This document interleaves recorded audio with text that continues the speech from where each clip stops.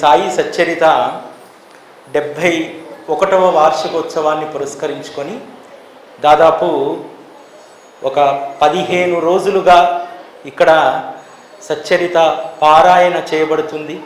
గురు కథను వినడం, గురు కథాశ్రవణాన్ని చేయడం అనేటువంటిది మనం ప్రయత్నం చేస్తే కలిగేటువంటిది కాదు, అప్రయత్నంగా సంభవించేటువంటిది. మనం ఏ ప్రయత్నము చేయకుండా, ఏ ప్రయాస పడకుండా గురు కథాశ్రవణాన్ని మనము వినగలుగుతామో అప్పుడు సద్గురువు యొక్క కృప మనపైన ఉందని చెప్పి మనం అర్థం చేసుకోవాలి. ఎందుకంటే మనం ప్రయత్నం చేస్తే ఆ గురు కథాశ్రవణం ఏమాత్రం కూడా చెవికి ఎక్కదు.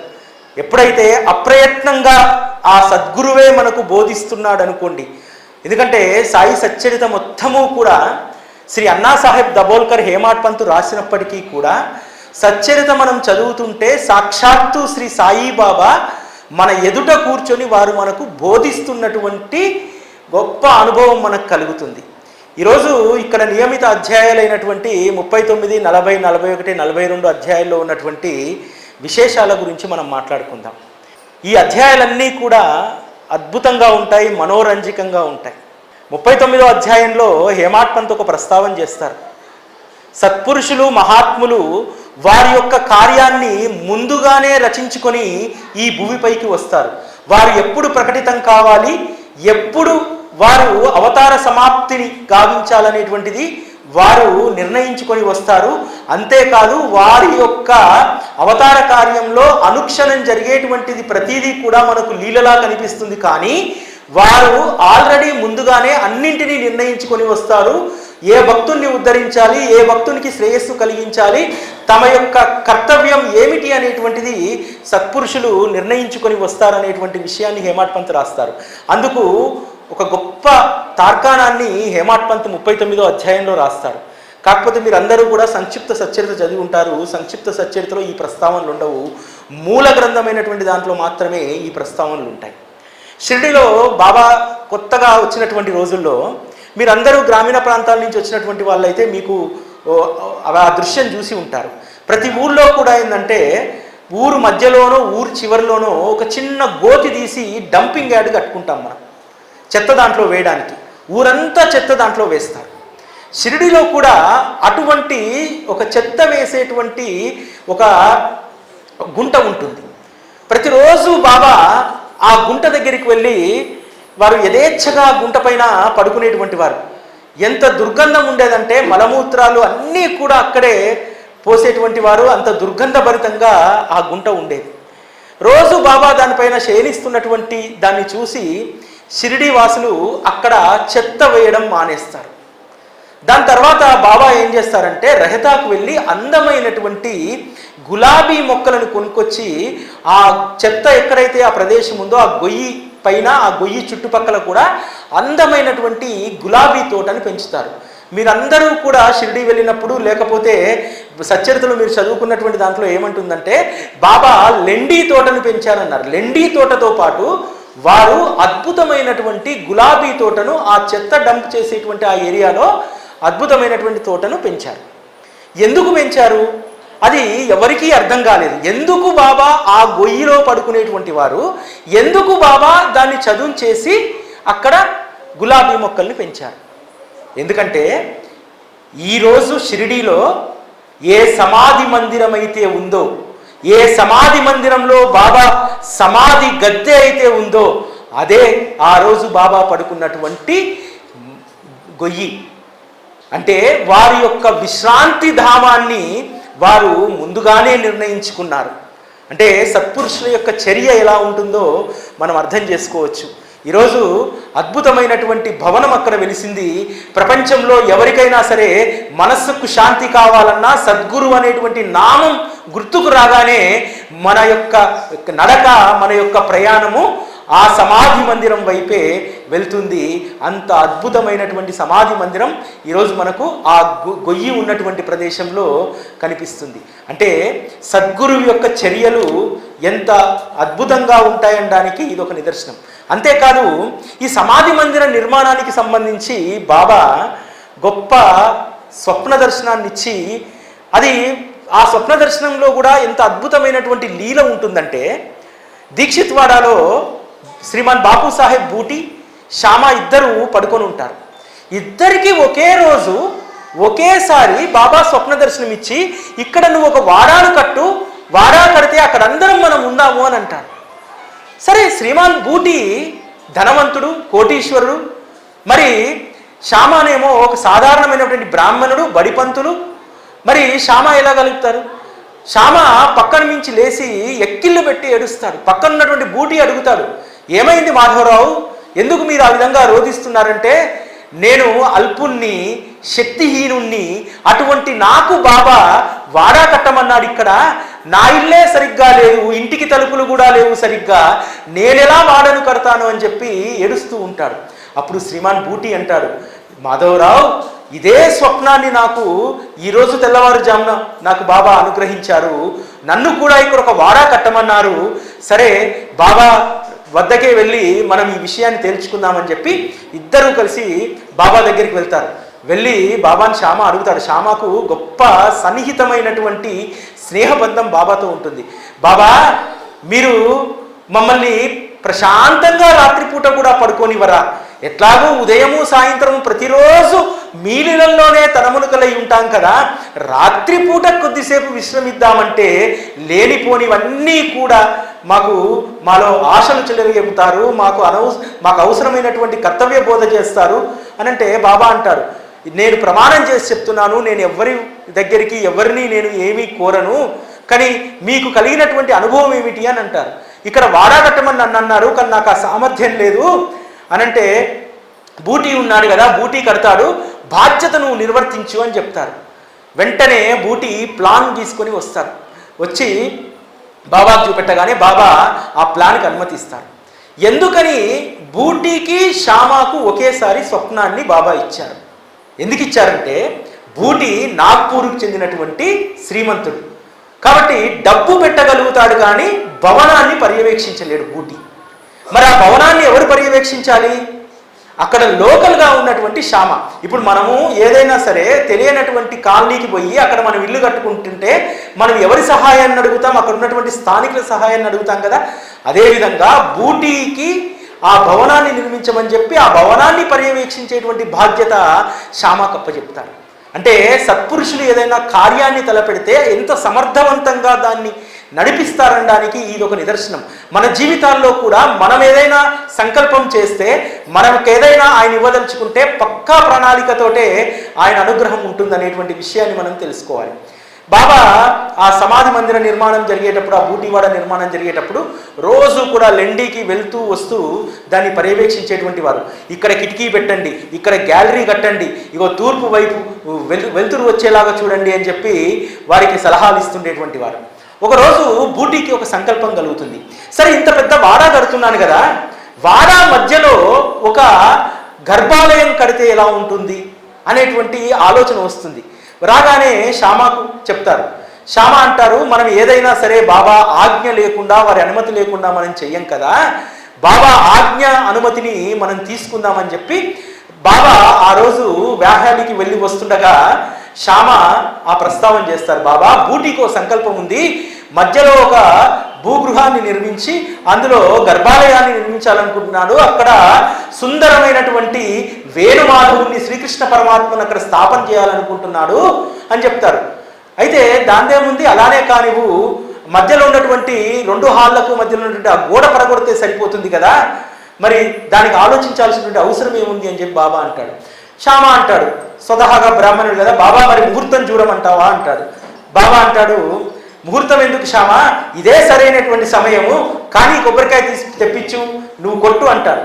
ఇక్కడ గమనించాల్సింది ఏంటంటే, బాబా తన ఎంపిక చేసుకున్నటువంటి ఆ సమాధి మందిరానికి సంబంధించి వారి శరీరాన్ని సేద తీర్చేటువంటి ఆ ప్రదేశంకి సంబంధించి ఎవరితోటి శంకుస్థాపన చేయించాడు? శ్యామతోటి. అంటే శ్యామ అంటే ఎంత ప్రేమ బాబాకు ఆలోచించండి. బాబా శరీరాన్ని వదిలిన తర్వాత మురళీధరుణ్ణి స్థాపించేటువంటి ఆ ప్రదేశంలోనే బాబా యొక్క దేహాన్ని అక్కడ సమాధి చేయడం జరిగింది. ఈరోజు బాబాయే అక్కడ మురళీధరుడై అక్కడ బాబా సద్గురువుగా మనందరి పూజలు కూడా అందుకుంటున్నారు. అంటే సద్గురువు ఏ విధంగా వారి యొక్క కార్యాన్ని వారే ఎంపిక చేసుకుంటారు, వారే పూర్తి చేయిస్తారనేటువంటి దానికి సమాధి మందిర నిర్మాణం ఒక నిదర్శనం. అంతేకాదు ఈ అధ్యాయంలో ఒక అద్భుతమైనటువంటి ప్రస్తావన ఉంటుంది. నానాసాహెబ్ చందోర్కరు గొప్ప మామలత్దారుగా పనిచేశాడు, అనేక మంది కలెక్టర్ల దగ్గర కార్యదర్శిగా పనిచేశాడు, భగవద్గీత కంఠస్థ వచ్చు. అటువంటి నానాసాహెబ్ చందోర్కర్ బాబా పాదాలు పడుతూ భగవద్గీతలోని శ్లోకాన్ని వల్లిస్తూ ఉంటాడు. ఆ వల్లిస్తున్నటువంటి శ్లోకాన్ని బాబా నిదానంగా విని, ఏం నానా నువ్వు ఒక్కవే నోట్లో ఏదో కొనుక్కుంటున్నావు, అదేదో చెప్తే మేము కూడా సంతోషిస్తాం కదా అనుకుంటాడు. నానా మనసులో అనుకుంటాడు, ఈయన పకీరు, ఈయనకు భగవద్గీత సంస్కృతం ఏమర్థమవుతుంది అనుకుంటాడు. కానీ బాబా అంటాడు, ఏదో నాకు తెలుసుకోవాలని జిజ్ఞాస నానా, ఏది చెప్పు అని అంటే తద్వితని ప్రణిప్రాతి అనేటువంటి ఆ శ్లోకాన్ని వల్లవేస్తూ ఉంటారు. అయితే బాబా దాని యొక్క అర్థం ఏమిటి అని చెప్తారు. జ్ఞానాన్ని నువ్వు సంపాదించుకోవడానికి తత్వదర్శుల దగ్గరికి వెళ్ళు అనేటువంటి శ్రీకృష్ణ ఉవాచను దాని యొక్క సారాంశంగా నానాసాహెబ్ చెప్తారు. చెప్తే జ్ఞానాన్ని సమపార్జించుకోవడానికి తత్వదర్శుల దగ్గరికి వెళ్ళాలన్నారు కదా, అక్కడ జ్ఞానం అనేటువంటి దాని ముందు అనగ్రహం అనేటువంటి ఒక ఒత్తు ఉంది, దాన్ని అజ్ఞానంగా పలికి చూడు అని అంటాడు. బాబా అజ్ఞానంగా పలికితే జ్ఞానం అజ్ఞానమైతే మరి చాలా ప్రమాదం కదా, చాలా పొరపాటు జరుగుతుంది కదా. శంకర భాష్యం కూడా ఇదే చెప్తుందంటే బాబా చెప్తాడు, జ్ఞానం అనేటువంటిది వస్తువు కాదు, జ్ఞానం అనేటువంటిది అజ్ఞానం చేత కప్పబడి ఉన్నటువంటిది. కాబట్టి అజ్ఞానం తొలగిపోతేనే జ్ఞానం అనేటువంటిది ప్రకటితమవుతుంది.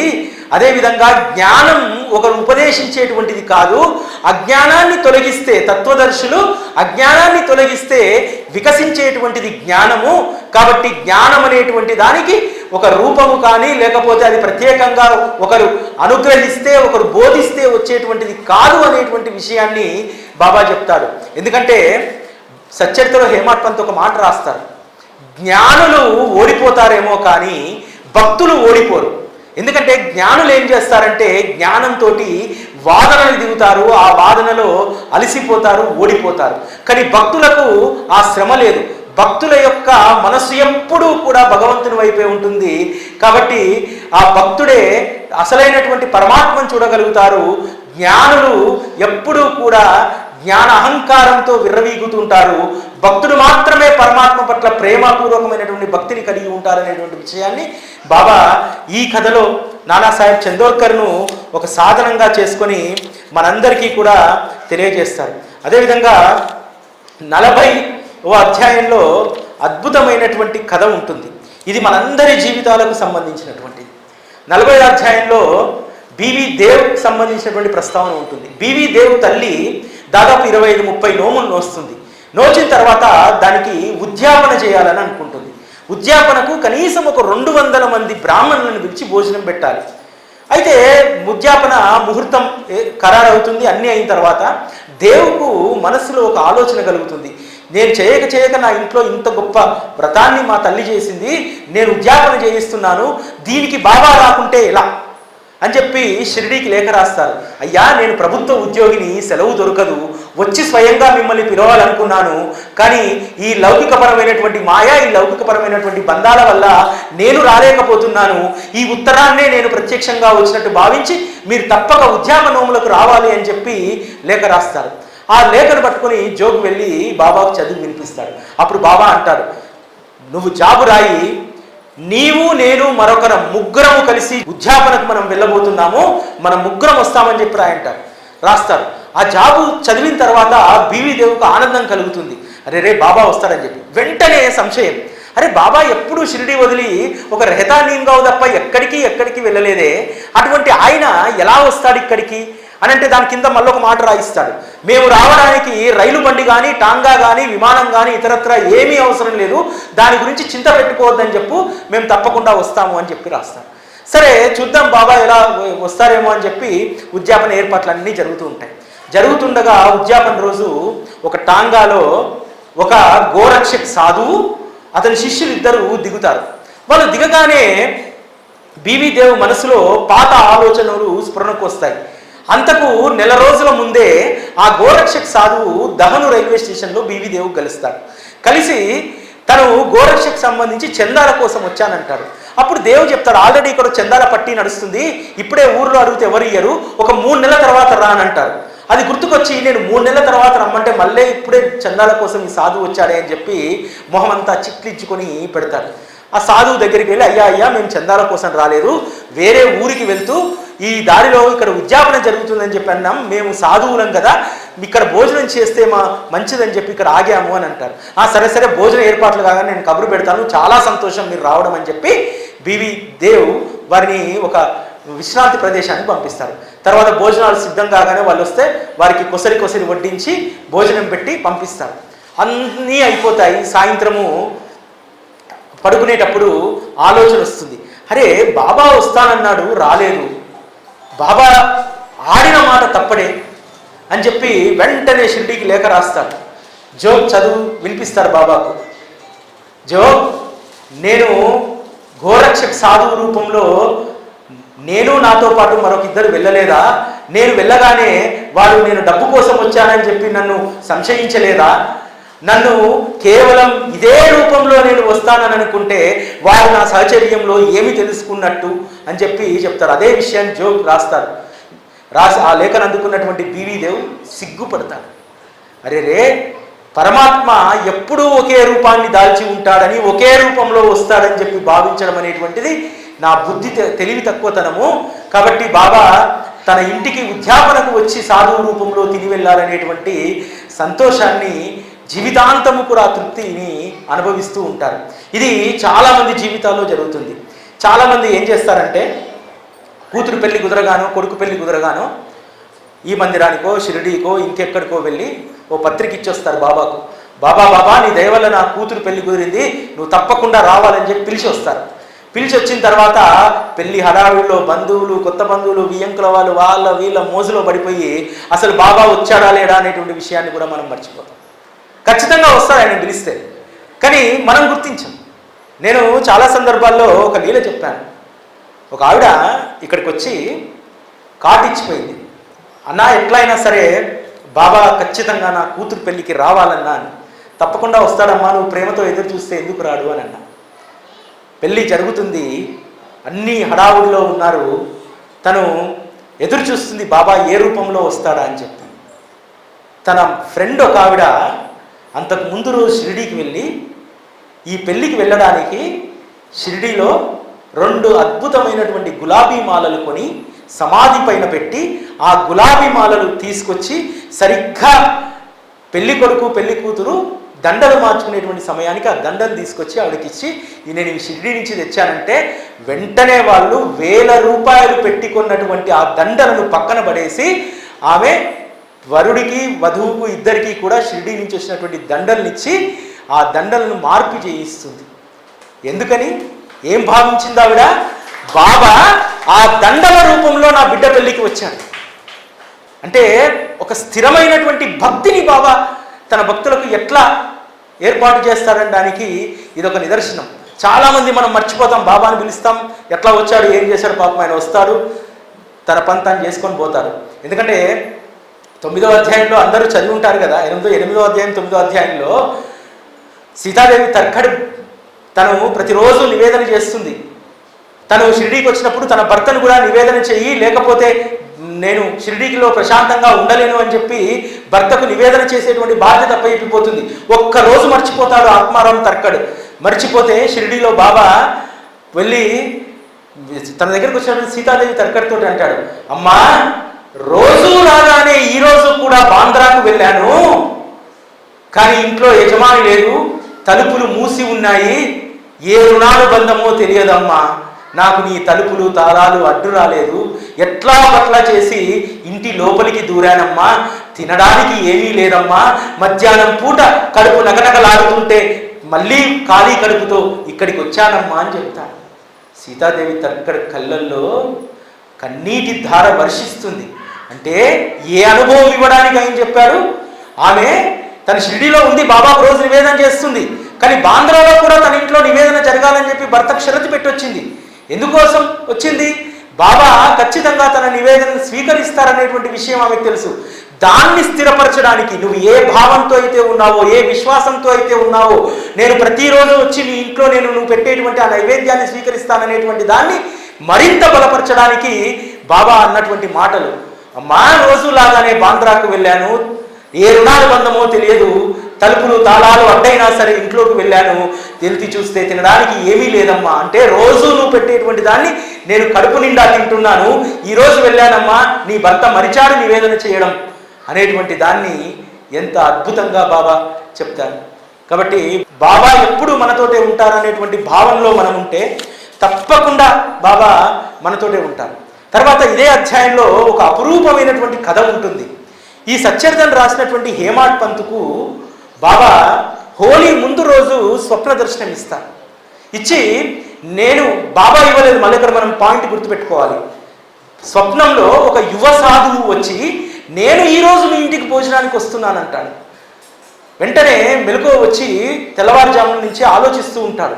ఖచ్చితంగా స్వప్నంలో వచ్చినటువంటిది కేవలం యువ సాధువు కాదు, అది బాబాయే. కాబట్టి ఈరోజు బాబా నా ఇంటికి భోజనానికి వస్తాడు అని ముందనుకున్నాడు. కాదు, ఈరోజు భోజన సమయానికి ఎవరు వచ్చినా సరే అది బాబా స్వరూపమే, అది బాబా స్వరూపంగానే నేను భావిస్తానని చెప్పి నిశ్చయించుకుంటాడు. భార్యకు చెప్తాడు, ఒక పావుసేరు ఎక్కువగా పెట్టు, ఈరోజు అతిథులు వస్తారంటే, ఎవరయ్యా ఈరోజు అతిథులు వచ్చేది, హోలీ ఎవరింట్లో వాళ్ళు జరుపుకుంటారు, ఎవరు వస్తారు ఈరోజు అని అంటుంది. ఊకే అడిగితే చెప్పేస్తాడు. ఎందుకంటే హేమాడ్ పంత్ ఎంత గుంభనంగా ఉంటాడంటే, ఒకవేళ భార్యకు చెప్తే భార్య బాబా వస్తాడా అని పరిహాసం ఆడితే బాబాను పరిహాసం ఆడినట్టు, ఎందుకులే అని చెప్పి ఊరుకుంటే బాబా ఆ భార్య ఊరికే అడుగుతూ ఉంటే చెప్తాడు, ఈరోజు బాబా వస్తాడు మన ఇంటికి. బాబా వస్తాడని నేను చెప్పట్లేదు, బాబా రూపంలో ఎవరో సమయానికి వస్తారు, వారు వచ్చినటువంటి వారు బాబా స్వరూపమే అని చెప్పి చెప్తారు. ఆమె అంటుంది, నీకేమన్నా పిచ్చానయ్యా, అసలే షిర్డీలో హోలీ రోజు ముష్టాన్న భోజనాలు ఉంటాయి, ఆ భోజనాలన్నీ వదిలి ఇక్కడికి వస్తాడా బాబా? లేదులే, బాబా కాదు, ఎవరో ఒకరు వస్తారు, నువ్వు వండు అని అంటారు. మొత్తం వడ్డన అంతా అయిపోతుంది, ఇక నెయ్యి వడ్డన కూడా అయిపోయింది, ఇక ఆహారాన్ని అగ్నికి కూడా సమర్పించేశారు, ఇక వాళ్ళు భోజనం చేయడానికి సిద్ధమవుతుంటారు. కానీ ఎవ్వరూ రాలేదు. సరిగ్గా అన్నంలో చేయబెడుతున్నటువంటి సమయంలో మెట్ల పైన ఒక శబ్దం వస్తుంది. శబ్దం వచ్చి వెంటనే డోర్ నాక్ చేస్తారు.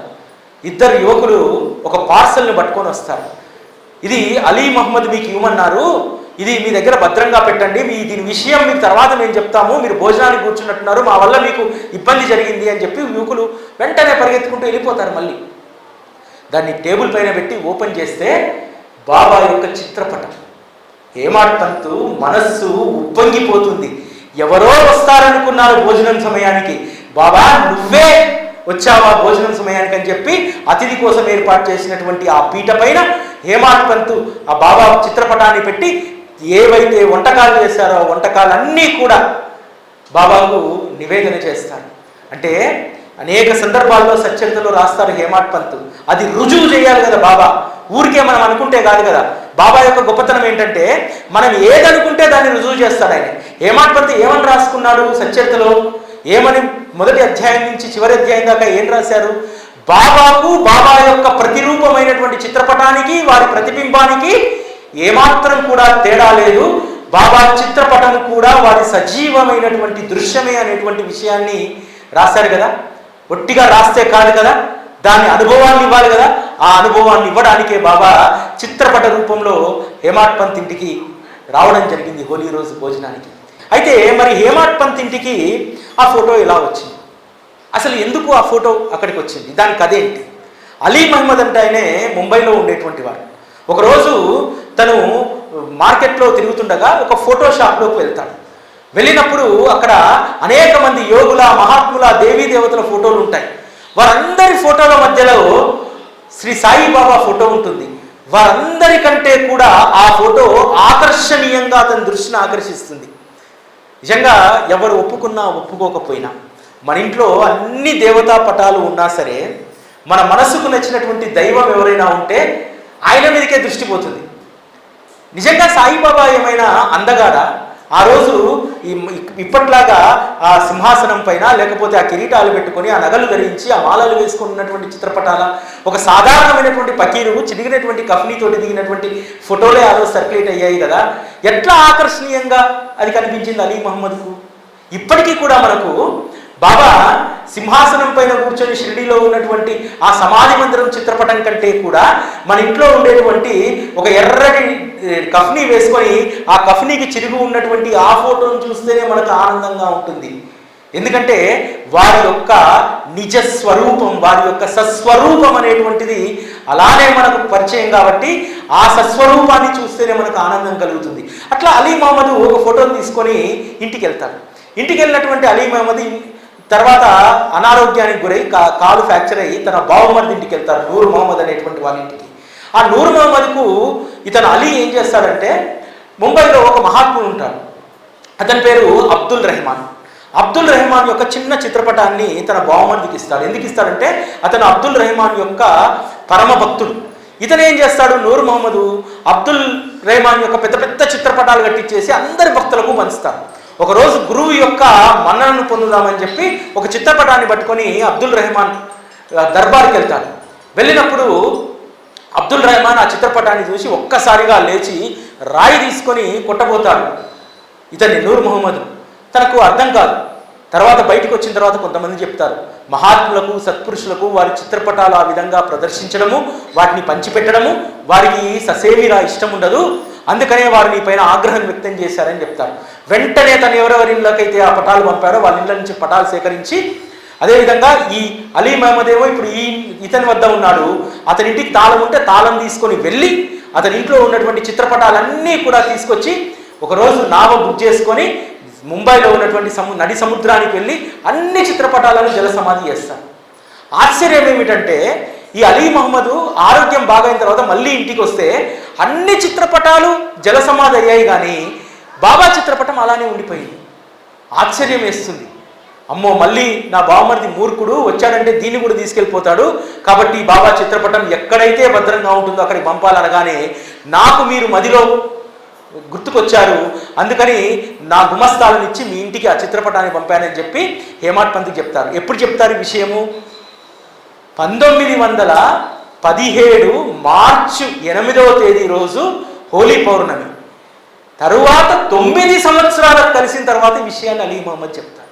9 సంవత్సరాల వరకు అది ఎలా వచ్చింది, ఎట్లా వచ్చింది అనేటువంటిది కూడా హేమాడ్ పంత్కు తెలియదు. కాబట్టి సద్గురువు యొక్క కృప అమోఘమైనటువంటిది. ఎప్పుడూ కూడా సద్గురువు తన భక్తులను రంజింపజేయడానికి మాత్రమే ఆయన ప్రయత్నం చేస్తూ ఉంటారు. ఇక బాబా యొక్క సమాధి ప్రస్థానం, నిజంగా బాబా సమాధి ప్రస్థానం చదవడానికి వినడానికి అంత ఆసక్తిగా ఉండదు, కానీ అందులోనూ కూడా గొప్ప బోధను కనుక మనం కనుక్కొనగలిగితే, ఆ బోధను అర్థం చేసుకోగలిగితే మన బాబా నిర్యాణ కథలు కూడా గొప్ప జ్ఞాన కథలుగా మనకు బోధపడతాయి. ఎందుకంటే బాబా వారి సమాధికి సంబంధించి ముందుగానే అంటే 1916లోనే దసరా రోజు సీమోల్లంఘన కార్యక్రమం, అంటే సీమోల్లంఘన అంటే మనందరం గ్రామీణ ప్రాంతాల నుంచి వచ్చిన వాళ్ళకి తెలుసు కదా, ఆ రోజు అందరూ కూడా సాయంత్రం సమయంలో ఆరు బయటకు వెళ్ళి పాలపిట్టను చూసి మళ్ళీ తిరిగి వచ్చేటువంటి దాన్ని సీమోల్లంఘన అని అంటారు. ఆ సీమోల్లంఘన సమయంలో అందరూ మళ్ళీ తిరిగి వస్తున్నటువంటి సందర్భంలో బాబా తన తలకు ఉన్నటువంటి రుమాలును, కఫ్రీని, లంగోటాను తీసి దునికి ఆహుతిచ్చి జనంతో అంటారు, చూడండిరా, ఇప్పటికైనా మీ యొక్క సంశయాలను నివృత్తి చేసుకోండి, నేను హిందువునా ముస్లింనా అనేటువంటి దాన్ని నిర్ధారించుకోండి అని అంటారు.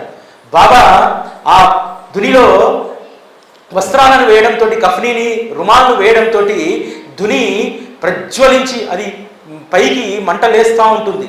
ఆ మంట వేడికి అసలు బాబా దగ్గరికి వెళ్ళడానికే ఎవ్వరూ కూడా సాహసించలేదు. అసలు ఆ ప్రకాశంలో బాబా అసలు వారి యొక్క శరీరం ఎవ్వరికీ కూడా కనిపించట్లేదు, కళ్ళన్నీ కూడా మూసుకుపోయి మసకబారినట్టయ్యాయి. కానీ బాగోజీ షిండే మాత్రం వెళ్ళి ధైర్యం చేసుకొని బాబాకు లంగోటా చుట్టి కఫ్ని వేసి, ఎందుకు బాబా ఇంత కోపం మా పైన అనంటే, బాబా ఆ రోజు రాత్రి 11 గంటలకు కూడా ఉగ్ర నరసింహస్వామి రూపంలోనే ఉంటాడు. ఆ రోజు చావడి ఉత్సవం జరగాలి. చావడి ఉత్సవం సాధారణంగా 7:30-8 గంటలకు ప్రారంభమవుతుంది, కానీ 11 అయినా చావడి ఉత్సవం ప్రారంభం కాలేదు. కానీ ఆ రోజు భక్తులకు ఎంత కమిట్మెంట్ అంటే, బాబా కోపంతో ఉన్నాడు కదా, 9 దాటింది, ఇంటికి పోయి తిని పడుకోవాలనేటువంటి దాంతో వాళ్ళు వెళ్ళలేదు. బాబా ఎప్పుడు శాంతిస్తే అప్పుడు చావడిలో బాబాను మనం వదిలిపెట్టి రావాలి, చావడి ఉత్సవం జరగాలని చెప్పి 11 గంటల దాకా అలానే భక్తజనం అంతా కూర్చొని ఉంటే బాబా 11 గంటలకు శాంత వదనంతో ముందుకు కదులుతారు. అప్పుడు అందరూ కూడా జయ జయకారాలు చేస్తూ శ్రీ సాయినాథ్ మహారాజ్కు జై అనుకుంటూ ఆ చావుడి ఉత్సవం ఆ రోజు 11 గంటలకు మొదలైతే 12-12:30 వరకు కొనసాగింది. అది ఆ రోజు భక్తుల యొక్క నిబద్ధత. అదేవిధంగా బాబా సమాధికి ముందు కొన్ని సంఘటనలు జరుగుతాయి. ఆ ఊర్లో గొప్ప భూస్వామి అయినటువంటి రామచంద్ర కోతే పాటిల్కు ఒక వింత జబ్బు వస్తుంది. తను ఆ జబ్బును ఓర్చుకోలేక బాబా దగ్గరికి వచ్చి అడుగుతాడు, బాబా నా మరణం ఎప్పుడో చెప్పండి, నా మరణం తెలిస్తే నేను నిశ్చింతగా ఉంటాను. అంటే లేదురా నీకు మరణం తప్పిపోయింది, కానీ తాత్యాపై పట్లనే నాకు ఆందోళన ఉంది అని అంటాడు. తాత్యాను తప్పించలేనేమో అని అంటారు. తాత్యాకు రోజు రోజుకు మళ్ళీ ఆ జ్వరం పెరిగిపోతూ ఉంటుంది, నడవలేనటువంటి స్థితికి వస్తాడు. దాంతో రామచంద్రకు ఆందోళన మొదలవుతుంది. తన ప్రాణం బాగుపడ్డది, కానీ తాత్య తనకు ప్రాణమిత్రుడు. ఆ ప్రాణమిత్రుడి యొక్క ప్రాణం ఆ విధంగా అల్లాడుకుంటే చూడలేకపోతాడు. బాబా దగ్గరికి వచ్చి ప్రాధేయపడితే సరే తాత్యాకు కూడా ఏమీ కాదులే అని చెప్పి బాబా 1918 అక్టోబర్ 15వ తేదీ మధ్యాహ్నం 2 గంటలకు దశమి గడియలు ముగిసి ఏకాదశి గడియలు వచ్చినటువంటి ఆ గడియల్లో వారు సమాధి తీసుకోవడం జరిగింది. వారు సమాధి తీసుకొని శరీరాన్ని వదిలారు తప్ప, ఎందుకంటే శ్రీ సాయిబాబా అంటే ఆ శరీరం లేకముందు అవ్యక్తంలో ఉన్నాడు, శరీరంతో వ్యక్తంలోకి వచ్చాడు. ఏ స్థితి నుంచి అయితే వచ్చాడో అవ్యక్తం నుంచి అదే అవ్యక్తంలోకి మళ్ళీ వెళ్ళాడు. అవ్యక్తంలో ఉంటూనే తన భక్తుడు ఎప్పుడైతే తన పాదాల ముందు ప్రణమిల్లుతాడో మళ్ళీ ఆ భక్తుడికి వ్యక్తంలోకి వస్తాడు. అంత గొప్ప అవతారం శ్రీ సాయిబాబా. ఆ విధంగా బాబా సమాధి ప్రస్థానానికి సంబంధించి అనేక విషయాలు ఈ అధ్యాయంలో ఉంటాయి. అదే కాకుండా బాబా సమాధికి సంబంధించి ఒక అద్భుతమైనటువంటి ఘట్టం ఉంటుంది. ఏమిటంటే వారు సమాధికి ఒక వారం రోజుల ముందు వారు ఎంతో ప్రాణప్రదంగా చూసుకునేటువంటి ఒక ఇటుక విరిగిపోతుంది. మసీదులో ఒక కుర్రవాడు మసీదును శుభ్రం చేస్తుండగా అది ఇటుక కింద పడి విరిగిపోతుంది. దానిని చూసినటువంటి బాబా, అయ్యో ఇది నా సహచరి, ఇది నా ప్రాణము, విరిగింది ఇటుక కాదు నా కర్మ, ఇది లేనటువంటి చోట నేను ఉండలేనని చెప్పి ఆ ఇటుక గొప్పతనం గురించి చెప్తాడు. ఎందుకంటే బాబా ప్రతిరోజు కూడా ఏకాంతంలో ఉన్నప్పుడు తన మోచేయి కింద ఇటుకని పెట్టుకొని ఒక గొప్ప సాధకుడు వలె ఒక ఆత్మానంద స్థితిలోకి బాబా వెళ్ళేటువంటి వారు. ఆ ఇటుకకు ఉన్నటువంటి గొప్ప ఇది నా గురు ప్రసాదం అని చెప్పి ఎప్పుడు బాబా చెప్తుండేటువంటి వారు. ఇక ఈ ఇటుక ఇరిగిన తర్వాత నేను ఉండను అంటే మహల్సాపతి వచ్చి బాబాను ఓదారుస్తాడు. ఏమని ఓదారుస్తాడు తెలుసా? ఆ రోజు భక్తుల యొక్క నిబద్ధతను వారి భక్తిని చూస్తే నిజంగా ఆశ్చర్యం వేస్తుంది. వచ్చి, బాబా ఇటుక ఇరిగింది కదా, ఈ ఇటుకను నేను బంగారు తీగతోటి కట్టించి మళ్ళీ ఇస్తాను బాబా, ఇటుకను నీ దగ్గరే ఉంచుకో బాబా, ఇటుక పోయిందని చెప్పి నువ్వు బాధపడొద్దని అంటాడు. అరే తినడానికి 3 పూటల తిండి లేదే మహల్సాపతికి, స్వర్ణకార వృత్తి వచ్చు, కానీ బంగారం లేదే దగ్గర. బాబా నీకు బంగారు తీగతోటి దీన్ని చుట్టిస్తాను, దీన్ని మళ్ళీ మీరు సుఖంగా దానిపైన చేయబెట్టుకొని హాయిగా మీరు కూర్చుండవచ్చు అని చెప్తాడు. నిజంగా మహల్సాపతి యొక్క భక్తిని చూడండి. అటువంటి మహల్సాపతి లేకపోతే ఈరోజు సాయిబాబా ఎక్కడ, ఈ వరాల సాయి మందిరం ఎక్కడ, షిరిడీ ఎక్కడ, షిరిడీలో ఆ వైభవం ఎక్కడ? బాబా మహాసమాధికి 32 సంవత్సరాల ముందు ఒక సంఘటన జరుగుతుంది. మార్గశిర పౌర్ణమి రోజు బాబా మహల్సాపతి వద్దకు వచ్చి, మహల్సా నేను 3 రోజుల పాటు నా ప్రాణాన్ని బ్రహ్మాండంలో లీనం చేస్తాను, 3 రోజుల పాటు నా దేహాన్ని కాపాడు, 3 రోజుల్లో నేను తిరిగి రాకపోతే ఈ దేహాన్ని మసీదు ఆరు బయట ఉన్నటువంటి ఖాళీ స్థలంలో పూడ్చి దానిపైన 2 జెండాలను పాతు అని చెప్తాడు. బాబా మహల్సాపతి ఒడిలో ఒరిగిపోతాడు. ఒరిగిపోయిన తర్వాత అందరూ వచ్చి ఇక బాబా లేరు, బాబా ప్రస్థానం ముగిసిపోయింది అని చెప్పి అని అనుకుంటారు. కానీ 2వ రోజు కూడా బాబాలో చలనం లేకపోతే డాక్టర్ వచ్చి చూస్తాడు. వెంటనే శవాన్ని అప్పగించాలి, లేకపోతే ప్లేగ్ వ్యాధి విపరీతంగా ఉంది, కలరా విపరీతంగా ఉంది, అందరికీ ప్రాణ సంకటం అని చెప్పి హెచ్చరిస్తాడు. మహల్సాపతి ఒకటే మాట అంటాడు, ముందు నా ప్రాణాలను తీసుకొని బాబా దేహాన్ని మీరు తీసుకోండి, బాబా దేహం నీకు అప్పగించాలంటే ముందు నా ప్రాణాలను తీయి అని చెప్పి మహల్సాపతి అంటాడు. అట్లా మహల్సాపతి 72 గంటలు లఘు శంకకు కూడా లేవకుండా బాబా తలను తన తొడపైన పెట్టుకొని 72 గంటలు అలాగే బక్క పలుచటి శరీరంతో ఉన్నటువంటి మహల్సాపతి బాబా దేహాన్ని అలా పెట్టుకొని కూర్చుంటాడు. 72 గంటల తర్వాత బాబా దేహంలో చలనం వస్తుంది. నిద్రపోయి లేచినట్టుగా బాబా లేచి కూర్చుంటే, దేవా తిరిగి వచ్చావా అని చెప్పి బాబా చరణాలకు ప్రణమిల్లుతాడు మహల్సాపతి. ఆ రోజు కనుక మహల్సాపతి ఏమాత్రం తన ధైర్యాన్ని సడలించుకున్నా, ఏమాత్రం వారి యొక్క బెదిరింపులకు లొంగి బాబా యొక్క దేహాన్ని అప్పగించి ఉన్నా, ఈరోజు సాయిబాబా అనేటువంటి ఈ అవతారం, సాయిబాబా అనేటువంటి మహత్తు, సాయిబాబా అనేటువంటి ఈ పరమాత్మ మన దాకా వచ్చేటువంటి వారా. ఈరోజు మీరు వరాల సాయి మందిరంలో ఈ అందరి చిత్రపటాలు మీరు చూస్తున్నారు కదా, ఎందుకు పెట్టుకున్నాను తెలుసా? కృతజ్ఞత. అయ్యా, ఆ రోజు మీరు లేకపోతే ఈయన మా దాకా వచ్చేటువంటి వారు కాదు, మీరే లేకపోతే వారి ప్రస్థానం ఎలా ఉండేది? మీ గుణగణాలు, మీకున్నటువంటి నిబద్ధతలో ఈసమెంతైనా సరే మాలో మేము పెంపొందించుకోవడానికి ఎప్పుడు మిమ్మల్ని మేము గుర్తుపెట్టుకోవాలి అనడానికి ఇక్కడ ఉన్నటువంటి చిత్రపటాలన్నీ కూడా నిదర్శనం.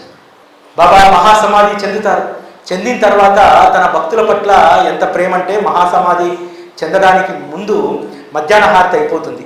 అయిపోయిన తర్వాత అందరినీ కూడా ఎల్లండ్రా నాయన ఇంటికి వెళ్ళి భోజనం చేయండి, భోజనం చేసి రండి అని చెప్పి అందరినీ పంపిస్తాడు.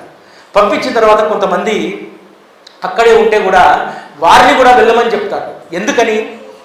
బాబాకు భక్తుల పట్ల ఒక గొప్ప అనురాగం ఉండేటువంటిది. తను దేహాన్ని వదిలేటప్పుడు ఆ అనురాగపు వ్యామోహం ఏమైనా కట్టిపడేస్తుందేమో అని చెప్పి అందరినీ పంపించేస్తాడు.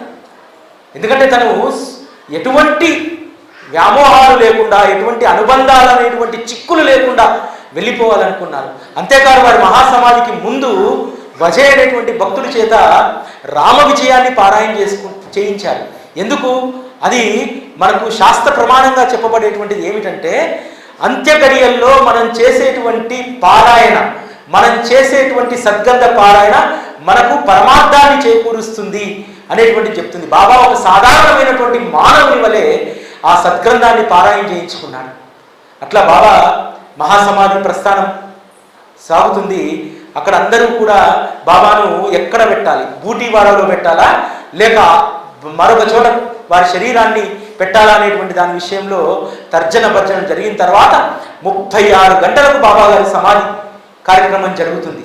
ఈ క్రమంలోనే బాబా పండరీపురంలో ఉన్నటువంటి తనకెంతో ఇష్టమైనటువంటి భక్తుడు దాస్కన్ మహారాజ్ గారి యొక్క స్వప్నంలో కనిపించి, నా శరీరం పడిపోయింది, నూనె వ్యాపారులు నన్ను ఇబ్బంది పెడుతున్నారు, నేను ఇక్కడి నుంచి వెళ్ళిపోతున్నాను, వచ్చి నన్ను పూలతో కప్పు అని అంటారు. ఉదాహరణ దాస్కన్ మహారాజ్ గారు పండరీపురం నుంచి షిరిడీకి చేరుకుంటారు. అప్పటికే బాబా సమాధి ప్రక్రియ పూర్తవుతుంది. దాస్కన్ మహారాజ్ గారు ఒక్కొక్క పువ్వును చేతితో పట్టుకొని హరినామాన్ని చెప్తూ, ఒక్కొక్క పువ్వుకు హరినామాన్ని చెప్తూ ఆ హరినామంతో కూర్చున్నటువంటి ఆ మాలను బాబా సమాధి పైన కప్పుతాడు. అంతేకాదు ఆ రోజు దాస్కన్ మహారాజ్ నోటి వెంట వర్షించబడ్డటువంటి ఆ హరినామంతో భూలోక వైకుంఠంగా షిరిడీ మారింది. అంతగా బాబా సమాధి కార్యక్రమాన్ని అంత గొప్పగా దాస్కన్ మహారాజ్ గారు చేయిస్తారు. అంతేకాదు బాలే బాటే అనేటువంటి అదృష్టవంతుడు ఎంత గొప్ప భాగ్యశాలి అంటే, అసలు ఏమాత్రం కూడా భక్తి లేనటువంటి వాడు. అటువంటి బాలే బాటే పైన ఒకసారి బాబా కఫ్నీ విసిరేస్తే ఆ కఫ్నీని పట్టుకొని మసీదులోకి వచ్చి అలానే కూర్చుండిపోతాడు. తన మమలద్దారు ఉద్యోగాన్ని వదిలేస్తాడు. బాబా చరణాల చెంతనే కూర్చొని ఉండిపోతాడు. అటువంటి బాలే బాటేకు ఎంత గొప్ప అదృష్టం వచ్చింది తెలుసా? బాబా యొక్క ఉత్తర క్రియలు నిర్వహించేటువంటి అదృష్టాన్ని బాలే బాటే పొందాడు. ఒక పరమాత్మకు ఉత్తర క్రియలు నిర్వహించడం అంటే ఎన్ని జన్మల సుకృతం. అట్లా బాబా సమాధి ప్రస్థానంలో ఇంత అద్భుతమైనటువంటి విషయాలు ఉంటాయి. బాబా సమాధి చెందిన తర్వాత తెల్లవారి కాకరహారతికి జోగు రాడు. జోగు రాకపోతే లక్ష్మణ్ మామ, ఆ ఊరి పూజారి లక్ష్మణ్ మామ స్వప్నంలో కనిపించి, జోగు నేను చనిపోయాను అనుకుంటున్నాడు, కాకరహారతికి రావట్లేదు, నువ్వు వచ్చి కాకరహారతి చెయ్యంటే ప్రతిరోజులాగానే లక్ష్మణ్ మామ బాబాకు పూజ చేసి హారతిచ్చి తర్వాత దక్షిణ కూడా ఇస్తాను.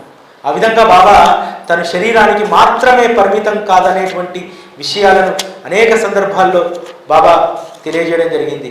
వారి యొక్క ప్రేమ ఈ రోజుకు కూడా మనందరము కూడా ఆస్వాదిస్తున్నాము, అనుభవిస్తున్నాము.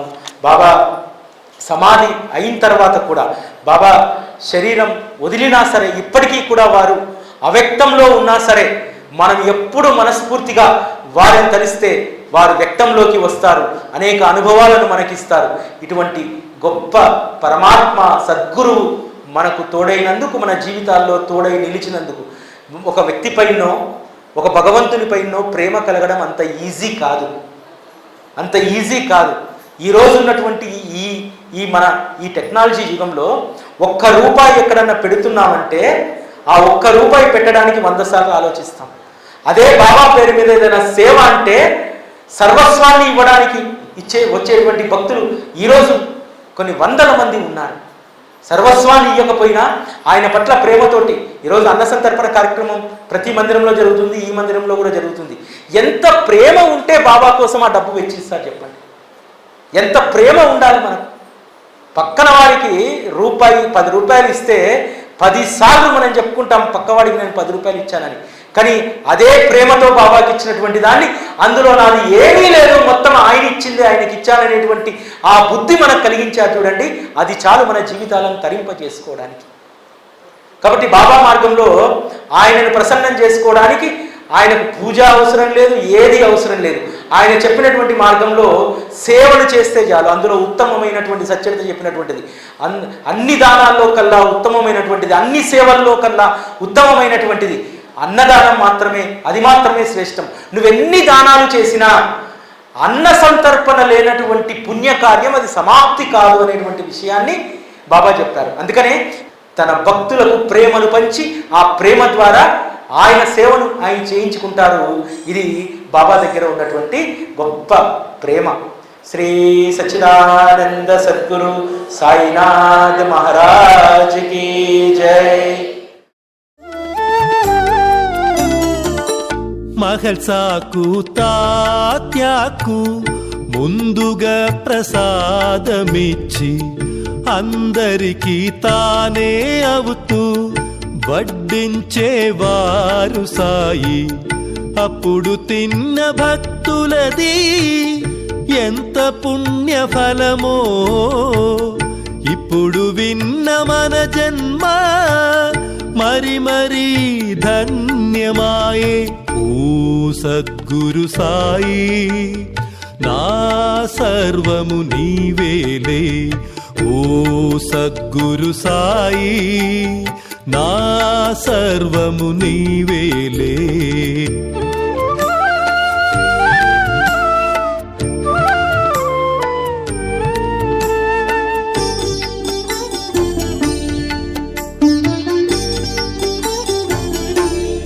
తాత్యాకు ముందుగా ప్రసాదమిచ్చి అందరికీ తానే అవుతూ వడ్డించేవారు సాయి.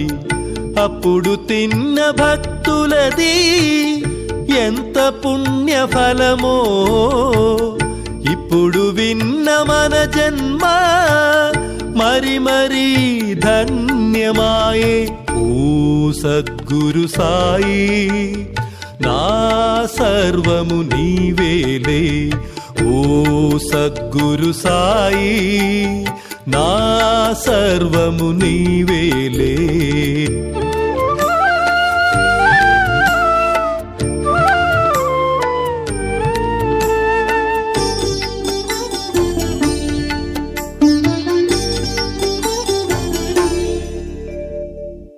బ్రాహ్మణుడని కొందరు, ముస్లిమని ఇంకొందరు, ఎక్కడో పుట్టి పెరిగి ఇక్కడే షిరిడికి చేరి వాదించే ప్రతివారిని వేలు పెట్టి చూపెడుతూ మీరంతా నా వారని, అన్ని మతములు నావని.